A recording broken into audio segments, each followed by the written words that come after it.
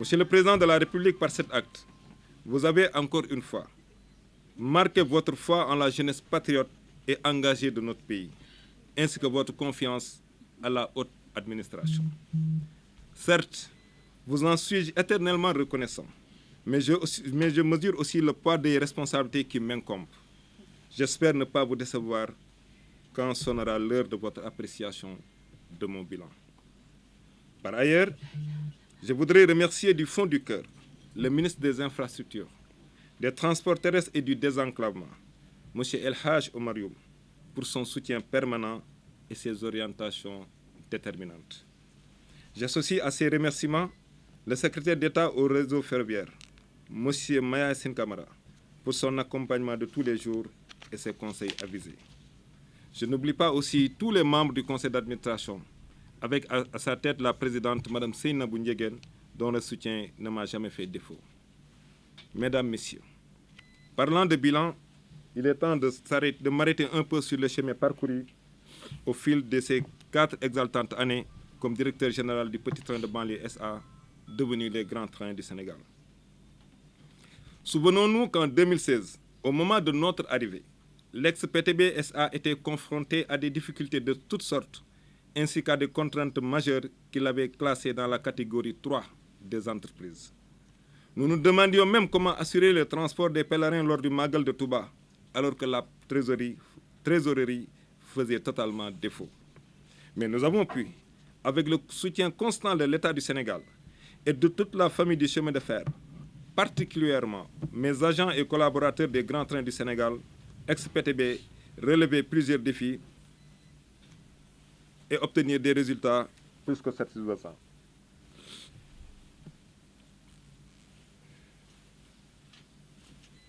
Parmi ceux-ci, sans être exhaustifs, nous pouvons noter la revalorisation de la situation de tous les agents. Je dis bien tous les agents. La souscription à une assurance maladie pour tous. La hausse de l'appui social en cas de décès de 25 000 francs à 150 000 francs CFA pour le décès d'un frère ou d'une sœur et de 250 000 francs pour le décès d'un ascendant ou d'un descendant direct. Le prolongement des circulations jusqu'à Tivaouane depuis le 17 octobre 2018. La réhabilitation des dortoirs de Rufisque et de Surnos. L'appel à un traiteur pour assurer la restauration des agents. L'équipement complet de tous les bureaux en mobilier et matériel de bureau. Le déménagement d'une partie du personnel vers l'annexe de la direction générale 6 à Rufisque. L'acquisition de matériel pour l'équipe de communication, vidéoprojecteurs, caméras HD, appareils photo, etc. La mise en place d'un système de vidéosurveillance dans tous les sites. L'installation d'un système de pointage électronique pour le contrôle des effectifs et des temps de travail. La mise en place d'un comité d'hygiène et de sécurité. La modification de l'objet social de l'entreprise. Le changement de logo, de slogan et de dénomination. L'acquisition d'un site web moderne et dynamique. La remise à niveau du parc de 10 locomotives et 50 voitures. Peinture, houssage, éclairage, ventilation et climatisation. Ainsi que la formation des agents au module suivant. Je cite, management d'une équipe, secourisme, technique d'entretien, fiscalité sur les salaires, connaître son entreprise, stratégie, extinction, incendie, sécurité, projet TER, comment lire son bulletin de salaire, code du travail, renforcement de compétences, forme de responsabilité, Cisco a révisé, contrôle de gestion, marketing. Monsieur le directeur général, en plus de ces réalisations, nous vous laissons également un ambitieux programme qui a été validé par nos plus hautes autorités. Je veux parler du PRTF, Programme de relance du transport ferroviaire national de GTS-SA, adossé à la stratégie du cabinet du secrétaire d'État, laquelle stratégie est adossée au plan Sénégal émergent. Aujourd'hui, grâce à la clairvoyance du chef de l'État, le schéma institutionnel a favorablement évolué dans l'intérêt national avec la création de 2 entités importantes. La Société nationale de patrimoine SNCFS et la Société d'exploitation GTS-SA. Aucune ambiguïté n'est donc plus possible. CFS s'occupe de la gestion du patrimoine ferroviaire en dehors de celui du terre et GTS SA aura la responsabilité de l'exploitation sur toute l'étendue du territoire national.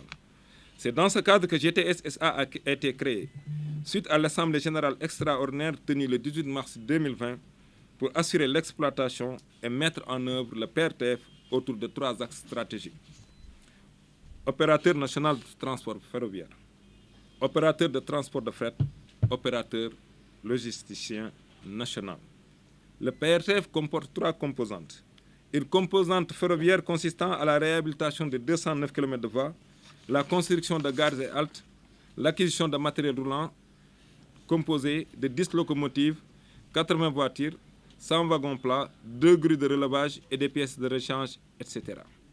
Une composante logistique consistant à la construction de 3 terminaux à conteneurs d'une superficie de 10 hectares chacune à Mékhé, Touba et Kaolack, la construction de 2 aires de dépôt d'une superficie de 5 hectares chacune à Thiès et Diourbel, l'acquisition de 12 grues de levage d'une capacité de 45 tonnes et de 12 chariots élévateurs d'une capacité de 35 tonnes. Une composante administrative comportant management de projet, formation et renforcement des capacités du personnel, communication autour du projet. Le coût global du projet de déploiement du PTB SA vers l'intérieur du pays s'élève à 169 464 600 891 francs CFA. Ce montant couvre les investissements de la composante ferroviaire pour 117 152 millions et ceux prévus pour la composante GTS pour un montant de 52 312 600 891 francs CFA étalés sur les 3 premières années du projet.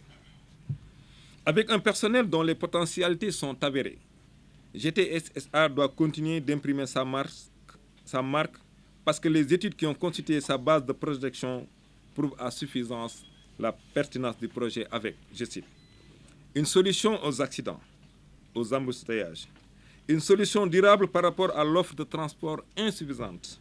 Le transport de 800 000 voyageurs par mode pendulaire constitue aussi un rabattement avéré avec le TER dans la première phase du projet des 7 régions du Sénégal en attendant les études de la seconde phase. La solution à la congestion du port autonome de Dakar qui enregistre 1874 à 2380 entrées de camions par jour. La construction de terminaux à conteneurs et d'aires de stockage dans le périmètre des 7 régions de la première phase. Avec le PRTF, l'équivalent de 312 559 véhicules sera retiré. La renaissance et le développement du commerce autour des gares assurés, tout comme la maîtrise du temps de trajet des personnes et des biens. Aussi l'achèvement de plus de 2 500 000 tonnes de marchandises, des impacts financiers avec plus de 455 milliards de francs CFA de valeur ajoutée, plus de 12 milliards de francs CFA de revenus distribués aux ménages, plus de 112 milliards d'impôts reversés, le tout à l'horizon 2035. La réduction des émissions de gaz à effet de serre, tout comme l'équivalent de 29,2 millions de CO2 seront évités par an.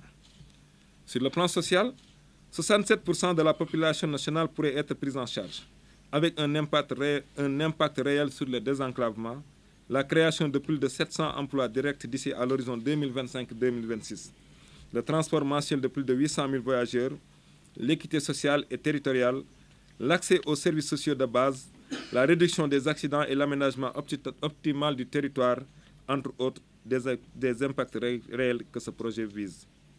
Mesdames, Messieurs, le PRTF de GTS SA est surtout un projet d'initiative présidentielle qui concerne les zones agricoles, halieutiques, animalières, minières, commerciales les plus importantes du pays dans sa première phase et qui prévoit, dans la même dynamique, un maillage du territoire national afin de prendre en compte les besoins réels de la population. Le projet n'épargne aucun secteur, aucun agenda religieux, culturel ou sportif.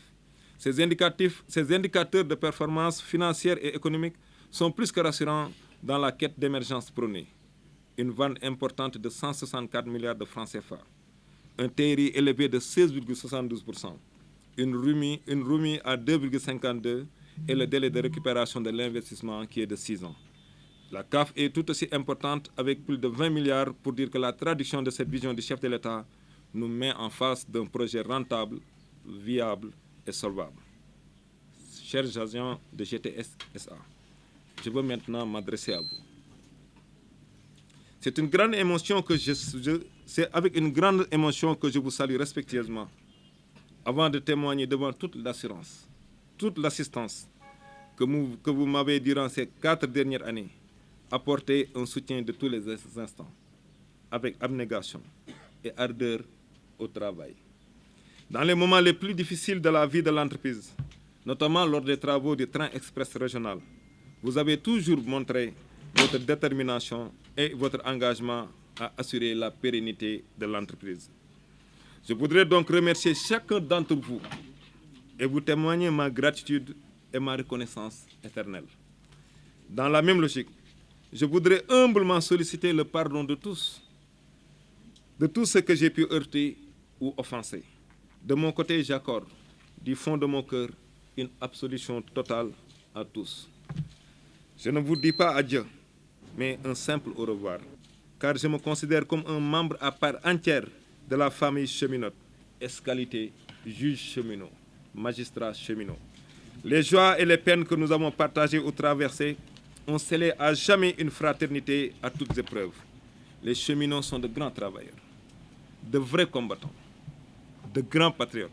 Monsieur le secrétaire général, Madame le directeur de cabinet, en me nommant dans les fonctions de directeur général de GTS SA, Son Excellence, Monsieur le Président de la République, a délivré un message clair que j'ai bien saisi et dont d'ailleurs l'opinion partage la même perception et certainement les travailleurs de GTS aussi. En effet, la tâche urgente qui nous est assignée, c'est de faire redémarrer les trains.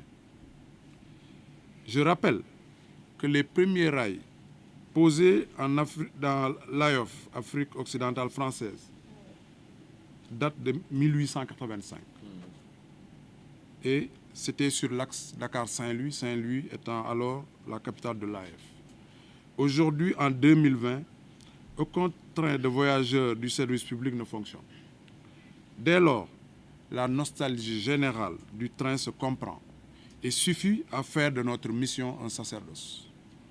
En conséquence, partant des importants jalons que mon prédécesseur, M. Omar Boun Khattab Sylla, a réussi à poser, en particulier son vaillant combat pour maintenir notre entité, mais aussi et surtout pour lui donner de bonnes perspectives nationales, voire même internationales, permettant ainsi au petit train bleu d'être muté en GTS avec des prérogatives beaucoup plus élargies.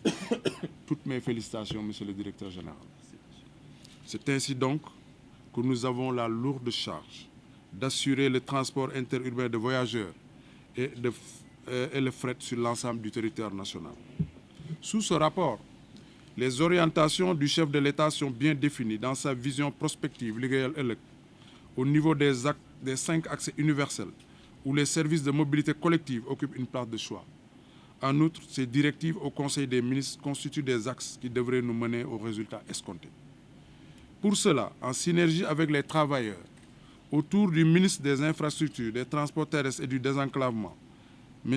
El Haj Omar Youm, dont le secrétaire général m'a fait l'honneur de rehausser de sa présence cette cérémonie. Je vous en remercie très vivement, Monsieur le secrétaire général.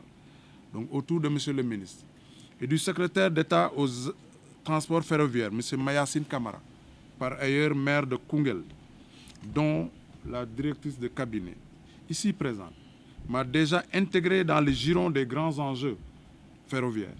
Elle m'a également amplement rassuré. Donc, autour de toutes ces personnes, nous nous attellerons à remettre les trains sur les rails. Bien entendu, pour réussir ce pari, nous comptons en grande partie sur le concours de la Société de patrimoine, les chemins de fer du Sénégal, dont le directeur général M. Touré, normalement ici présent, ce qui justifie d'ailleurs, normalement ici présent, nous a assuré de son accompagnement. Je voudrais donc inviter les travailleurs à faire de CFS, la Société de patrimoine et chemins de fer du Sénégal, nos premiers partenaires avec qui nous sommes condamnés à travailler en bonne entente pour redorer le blason du transport ferroviaire. Si M. Touré n'est pas là, Madame la directrice de cabinet, je vous prie de lui transmettre toute ma fraternité. chers travailleurs, toutes catégories confondues, chers retraités, j'ai pris connaissance et conscience des soubresauts, d'ailleurs historiques, que vit le secteur ferroviaire. Mais je suis persuadé que je pourrai compter sur votre sens des responsabilités qui nous permettra de trouver des consensus forts et pérennes pour aller vers l'objectif que le président Macky Sall nous a assigné, c'est-à-dire faire revivre le train. Vous trouverez en moi un interlocuteur à l'écoute de son personnel pour que nous puissions remplir notre mission dans la sérénité.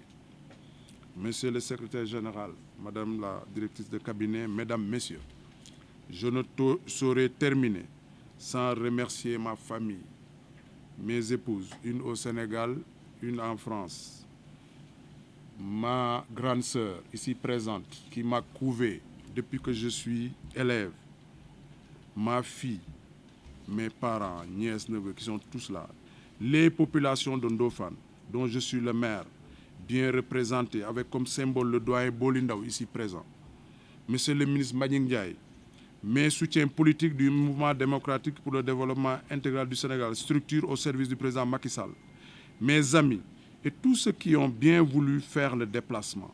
J'avoue que j'ai dû faire des restrictions pour limiter des invitations. Donc, je voudrais témoigner à tous ceux-là présents mon affection et je note leur volonté de m'accompagner dans cette nouvelle mission.